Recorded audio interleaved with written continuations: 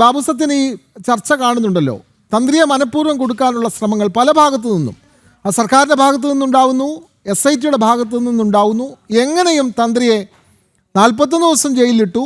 ജാമ്യം ലഭിച്ച് പുറത്തു വരുമ്പോൾ വീണ്ടും ഈ കേസിൽ പ്രധാന പ്രതിയായി അദ്ദേഹത്തെ ഉൾപ്പെടുത്താനുള്ള ശ്രമങ്ങൾ കൊണ്ടുപിടിച്ച് നടക്കുകയാണ്.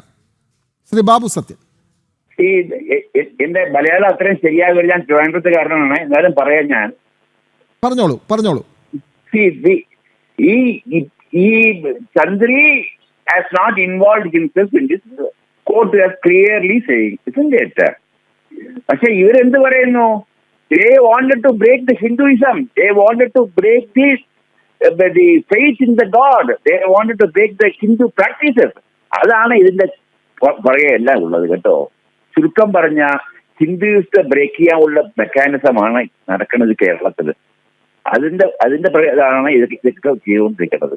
We all very hurt by hearing ആ തന്ത്രിയെ അറസ്റ്റ് ചെയ്തു, വേണ്ടാത്ത കാര്യം ചെയ്തു. ഇതൊക്കെ ഞാൻ